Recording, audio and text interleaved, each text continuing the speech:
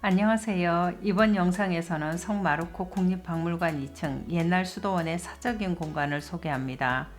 역시 건물의 전체 구조를 따라가며 베아토 안젤리코와 협력자들의 작품을 만나볼 텐데요. 각 방의 벽화들은 1439년에서 43년에 그린 것입니다. 계단을 올라서면 바로 앞에 안젤리코의 대표작이라고 할 수 있는 성모 영보가 있습니다. 수도원 내부로 들어서면 가장 먼저 고개를 드는 곳이고 수도자들의 왕래가 가장 많은 북쪽 모퉁이에 있습니다.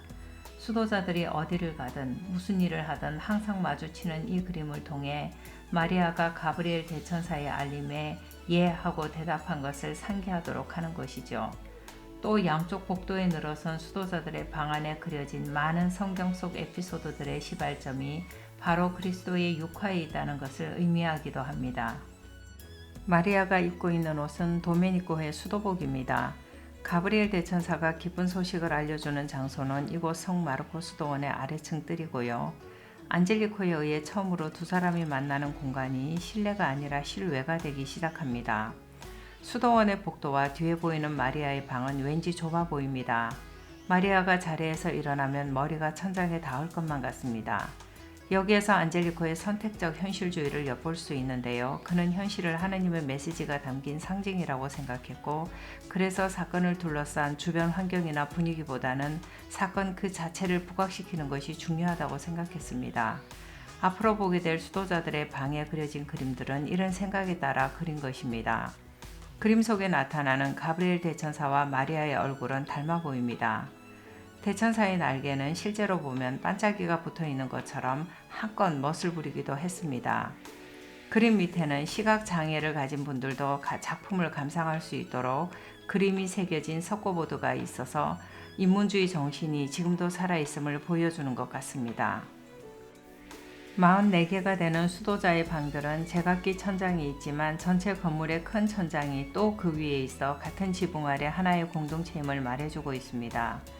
수도자들이 머무르는 방은 단순히 잠을 자는 장소뿐 아니라 하느님과 더욱 깊이 내적으로 만나는 공간이자 수도 생활의 참된 정신을 묵상하는 장소입니다.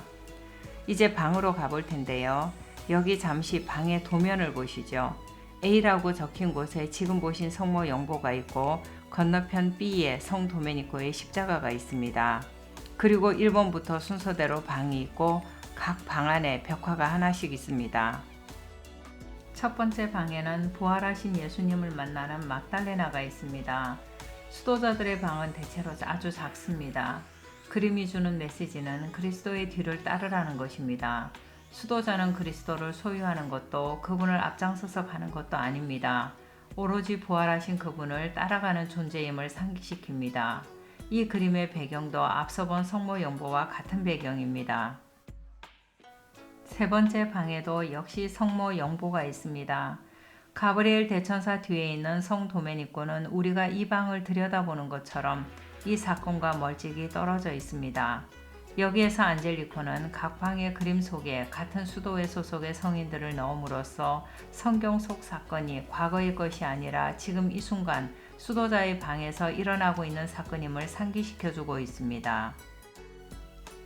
작품들을 감상해 보시죠.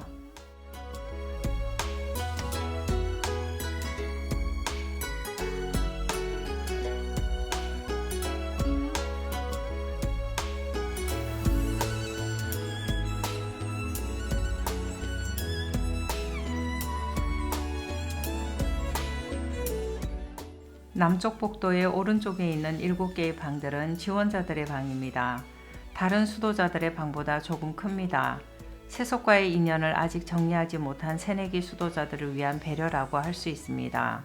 각 방에는 도메니코 성인이 있는 십자가라는 똑같은 주제의 벽화가 있습니다.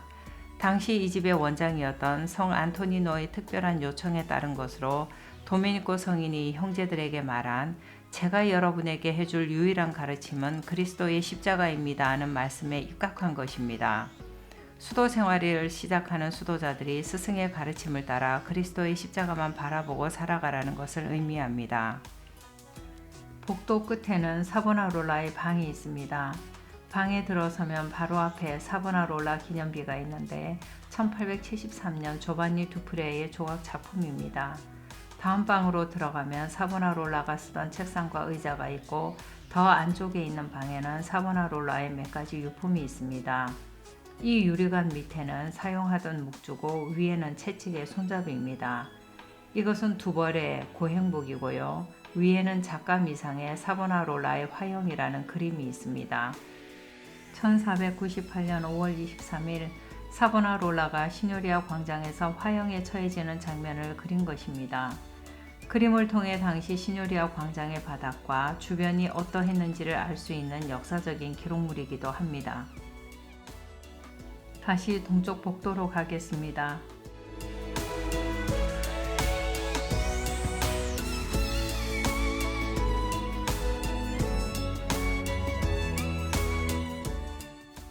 복도의 중간 벽에는 그림자의 성모라는 벽 재단화가 있습니다. 그림 속에 코린트식 기둥의 그림자가 오른쪽으로 져 있습니다. 안젤리코는 이 복도의 창문이 왼쪽 끝에 있다는 것을 알고 마치 기둥이 실제하는 것처럼 그림자를 넣은 것입니다. 너무도 멋지고 탁월하지 않습니까? 그림 속 아기를 안고 옥자에 앉아있는 성모의 후광을 한번 보십시오. 르네상스 초기에 마사초에 의해 시작된 간소한 후광이 다시 과거로 돌아간 듯한 느낌을 줍니다. 양쪽에 서 있는 성인들은 도메니코 수도에는 물론 메디치 가문과도 인연이 있는 분들입니다.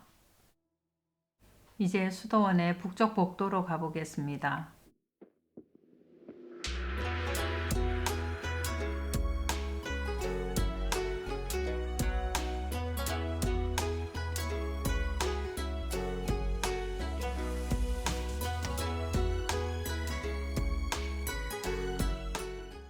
38번과 39번은 손님방으로 평소에는 이 수도원의 살림을 거의 도맡아서 했던 코시모 국부가 사용하던 방인데 에우제니오 4세 교황이 피렌체에 올 때마다 머무르기도 했던 방입니다. 교황은 1436년 꽃의 성모 마리아 대성당 브루넬레스키의 도움이 완성되자 축성식을 위해 왔었고 3년 후인 1439년 피렌체 공의회가 열릴 때에 왔었습니다. 이 방에 그려진 박사들의 경배에 등장하는 뒤의 인파를 자세히 보십시오. 터번을 쓴 사람부터 피부색이 다른 사람들도 제법 눈에 띕니다. 1439년 피렌체 공의회를 의식하여 그린 것으로 추정됩니다. 다시 복도로 나오면 왼쪽에 수도원의 도서관이 있습니다. 코시모 국부의 요청에 따라 1444년 미켈로쪼가 설계한 것입니다. 피렌체에서 가장 먼저 세운 공립도서관으로 길에서 이곳으로 바로 올라오는 통로가 있었습니다. 처음에는 라우렌치아나 도서관처럼 책상도 있었고요. 수도자들의 사적인 공간 안에 수도원의 도서관을 둔 것은 수도자들이 학문을 가까이 하도록 하기 위해서입니다. 수도자들에게 있어서 지식은 하느님을 인식하는 것이고 지혜는 그분의 일을 식별하는 능력이기 때문입니다. 지금까지 살펴본 바 수도원이 웬 박물관? 하고 의아해하실 분도 계시리라 생각됩니다. 성 마르코 수도원은 1400년대 초 코시모 국부와 성 안토니노를 중심으로 르네상스를 견인했고 그 세기 말 사보나롤라의 등장으로 르네상스의 종말을 고했던 격동의 한 세기 동안 그 중심에 있었던 곳입니다. 2018년 6월 도메니코 수도회는 이곳의 소유권을 이탈리아 정부에 넘겼고 이후 국립박물관이 되었습니다.